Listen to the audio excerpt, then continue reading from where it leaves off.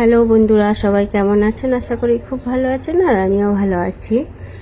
আজকের হচ্ছে পয়লা বৈশাখ, নতুন বছর আর কি, বাংলার শুভ নববর্ষ। সকল বন্ধুদের আমার তরফ থেকে শুভ নববর্ষ।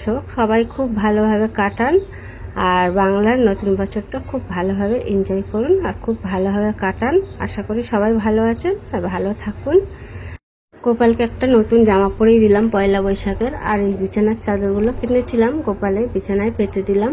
আর জানেন তো, মশারিটা কিনবো গোপালের কেনাই হলো না।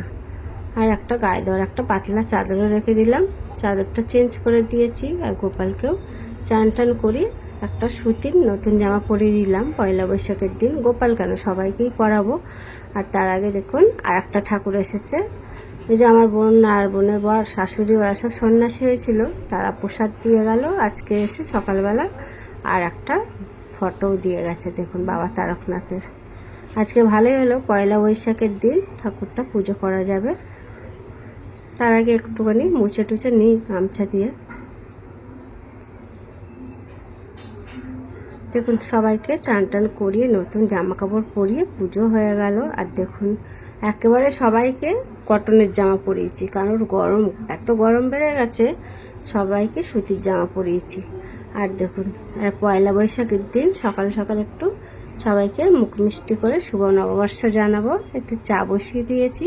আর বোনের বর এসছে, এই যে প্রসাদ দিতেও এসেছে, আর একটু কাজের জন্যও এসেছে। এই যে চা খাবো নতুন কাপে, নতুন বছরে নতুন কাপে চা খাবো। চা বানিয়ে নিচ্ছি, মাখন পাউরুটি সন্দেশ। আর দেখুন ভেবেছিলাম সরু কাপ, যে চা মনে হয় অল্প ধরবে, না দেখছি ভালোই চা ধরছে, অনেকটা করেই চা ধরে যাচ্ছে। আর আমি তো কাপ মেপে জল নিই না। আর এই দেখুন পয়লা বৈশাখের নতুন ড্রেস, মানে নতুন একটা নাইটি পরেছে। চান টান হয়ে গেছে, আমি একটা নতুন নাইটি পরে নিয়েছি দেখুন। আর মার এখনও চান হয়নি, মা পরে করবে। এখন সকল বন্ধুদের আমি আমার তরফ থেকে শুভ নববর্ষ এটাই বলছিলাম, সবাই ভালোভাবে কাটান।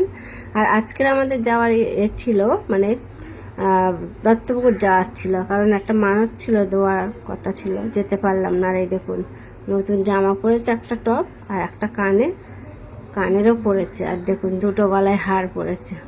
কত কথা বলছে। চলুন আর বেশি দেরি না করে রান্নাবান্নায় যাই। আর রান্না তো করছি, বাড়িতে কেউ নেই, সব কাজে বেরিয়ে গেছে, আছি আমরা তিনজন।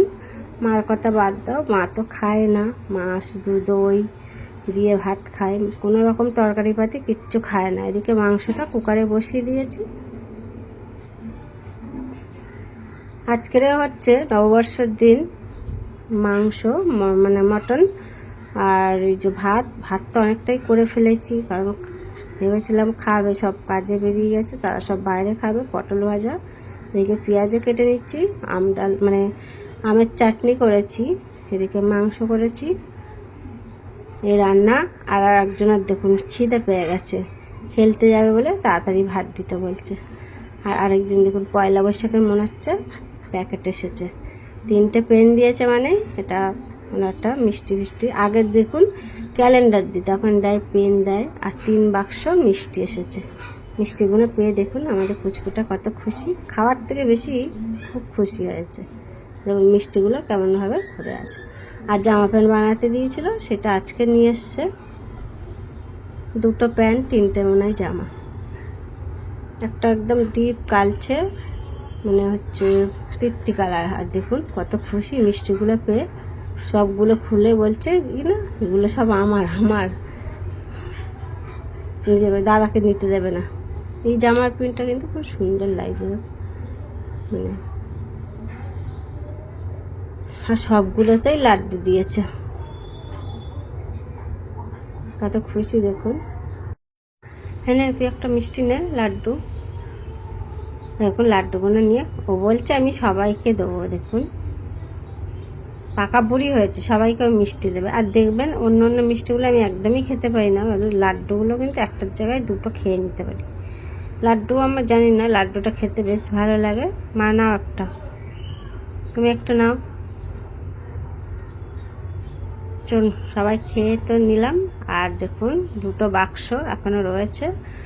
আর আমি একটু রেডি হয়ে নিচ্ছি, কারণ এক জায়গায় আমার পয়লা বৈশাখের নেমন্তন্ন আছে, সেখানেই যাচ্ছি।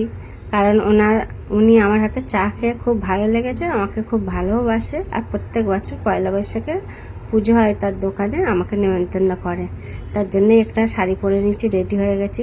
কেমন লাগছে কমেন্ট করে জানাবেন। ভিডিওটা এখানে শেষ করছি। ভালো থাকবেন, সুস্থ থাকবেন, দেখাবেন নেক্সট